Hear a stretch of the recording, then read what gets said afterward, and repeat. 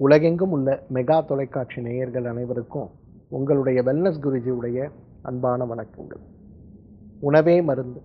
உணவை கொண்டு ஆரோக்கியமாக வாழ்வதற்கான வழிமுறைகளையும், உணவு எவ்வாறு எந்த உறுப்புகள் அல்லது நோய்களுக்கு தீர்வாக இருக்கிறது அப்படிங்கிறதை பற்றிய ஒரு விழிப்புணர்வாகவே இந்த நிகழ்ச்சியில் உணவை பற்றியும், உடல் உறுப்புகளை பற்றியும், நோய்களை பற்றியும் நிறைய விஷயங்களை நாம் தொடர்ந்து பார்த்து வருகிறோம்.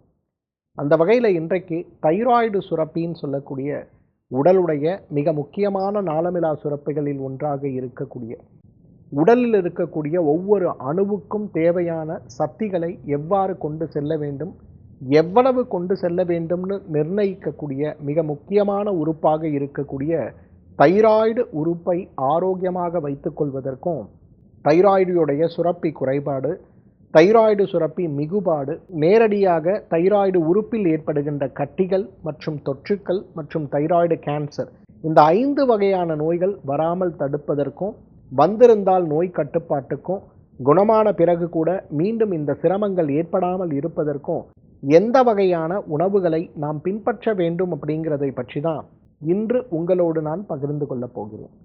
முதல்ல இந்த நாளமிலா சுரப்பிகளுடைய செயல்பாடுக்கு போகிறதுக்கு முன்னாடி நாம் செரிமான மண்டலம் எவ்வாறு வேலை செய்கிறது அப்படிங்கிறத நம்ம புரிஞ்சுக்கணும். இன்றைக்கு நாம் தண்ணீர் குடிக்கிறோம், காய்கறிகள் சாப்பிட்றோம், கீரைகள் சாப்பிட்றோம், சைவ அசைவ உணவுகள் சாப்பிட்றோம், சமைத்த உணவு சமைக்காத உணவு நிறைய விஷயங்களை நம்ம சாப்பிட்றோம். இந்த உணவுகள்லாம் எவ்வாறு உடனே உடல் திசுவாக மாறுதுன்னா கிடையாது.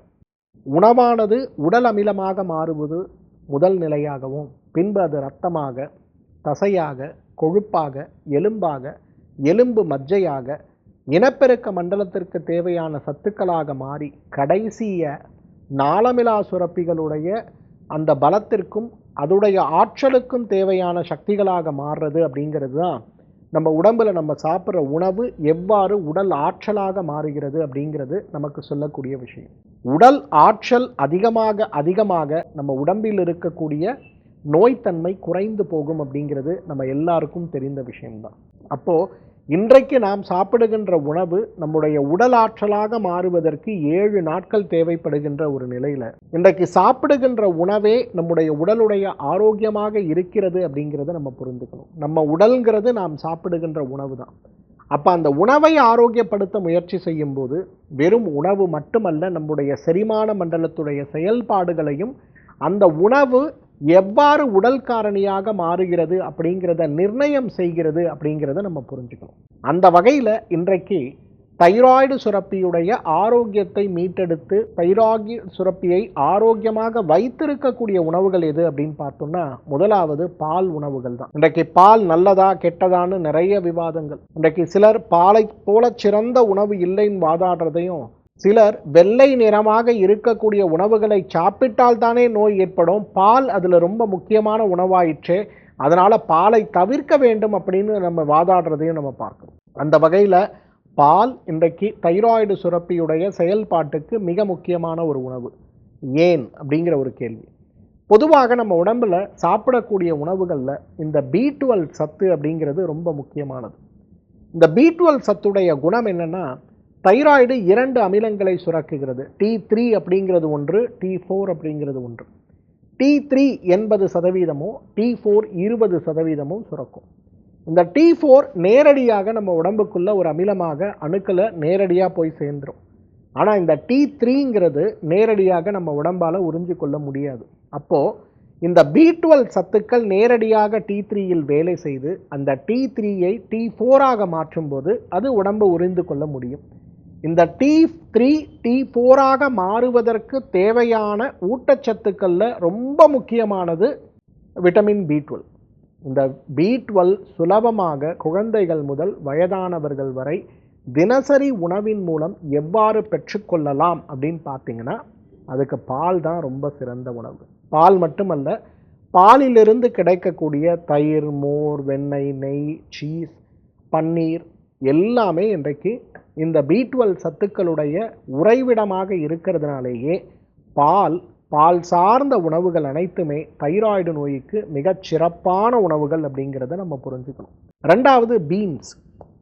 பொதுவாக பீன்ஸ்ன்னு சொல்கிறது வெறும் பீன்ஸ் காயை மட்டும் சொல்லலை. விதை வடிவமாக இருக்கக்கூடிய பீன்ஸ் வகை உணவுகள் அனைத்துமே இன்றைக்கு இந்த தைராய்டு உறுப்புக்கு மிகச்சிறந்த ஒரு உணவுன்னு சொல்லலாம். இன்றைக்கு பொதுவாகவே இந்த பீன்ஸ் சாப்பிடுகின்ற வழக்கம் பெரும்பாலும் நம்ம சமூகத்தில் இல்லை. நம்ம பாரம்பரிய தமிழ்முறை சமையலில் பார்த்தீங்கன்னா அவரைக்காயும் பீன்ஸும் இன்றைக்கு இல்லாத உணவே இருக்காது. ஒரு காலத்துலலாம் இன்றைக்கு விருந்துகள் செல்லும்போது கூட அவரைக்காயை நாம் பார்க்க முடிவது கிடையாது. ஆனால் அந்த காலத்திலலாம் வீடுகளில் வாரத்திற்கு 2 நாட்கள் 3 நாட்கள் அவரைக்காய் இல்லாத உணவே இருக்காது. அதே போல் நிறைய வீடுகளை சுற்றி இடங்கள் இருப்பவர்கள் அனைவருமே வீட்டு தோட்டத்திலேயே அவரைக்காயை தினசரி பயிர் செய்து அந்த பச்சை அவரைக்காயை கொண்டு வந்து உணவாக சாப்பிடுகின்ற ஒரு வழக்கமெல்லாம் நிறைய இருந்ததை பார்த்தோம். மாடி தோட்டங்களில் அவரைக்காயும் பீன்ஸும் பயிர் செய்து சாப்பிடுவது கூட வழக்கத்தில் இருந்தது. ஆனால் இன்று எல்லாமே மாறிவிட்டது. இன்றைக்கு குழந்தைகளுக்கு பிடிக்காத உணவுகளில் முக்கியமானது எதுன்னு பார்த்தா அவரைக்காய் தான். அந்த அளவுக்கு இந்த பீன்ஸ் வகை சார்ந்த காய்கறிகள் அனைத்துமே இன்றைக்கு தைராய்டு சுரப்புக்கு மிகச்சிறந்த அருமருந்துகள்னு நம்ம சொல்லலாம். முளைக்கட்டிய கோதுமை, கோதுமையை பற்றி நம்ம எல்லாருக்கும் தெரியும். வீட் கிராஸ்ன்னு சொல்லக்கூடிய முளைக்கட்டிய கோதுமை இன்றைக்கு மிகச்சிறந்த உணவுப் பொருளாக பார்க்கப்படுகிறது. யுக்ரைன் ரஷ்யாவில் பார்த்தீங்கன்னா இன்றைக்கு அதிகமாக போர் நடந்து கொண்டிருக்கக்கூடிய ரஷ்யா பக்கத்தில் இருக்க யுக்ரைனில் ஒரு சிறந்த உணவு ஒன்று புற்றுநோய்க்கான மருந்தாக இருந்திருக்கிறது. பாரம்பரியமாக செய்யக்கூடிய உணவு. அவங்க என்ன செய்கிறாங்கன்னா கோதுமைகளை முளைக்கட்டி எடுத்து அந்த புல் வளர்ந்த பிறகு அது மேலே இருக்கக்கூடிய புல்லை நன்றாக பிரித்தெடுத்து அதை அரைத்து எடுக்கக்கூடிய சாறு, அதே போல் வேரிலிருந்து கிடைக்கக்கூடிய மற்றும் ஒரு பொருளை அரைத்து எடுக்கக்கூடிய சாறு. இந்த வேரிலிருந்து எடுக்கக்கூடிய சாறை கொதிக்க வைத்து அதை நன்றாக உறைய வைத்து பிறகு அதில் பதப்படுத்தி அதை புளிக்க வைத்து அதிலிருந்து கொதிக்க வைத்து எடுக்கக்கூடிய ஒரு வகையான காடின்னு சொல்லக்கூடிய புளித்த சுவை இருக்கக்கூடிய ஒரு காடி.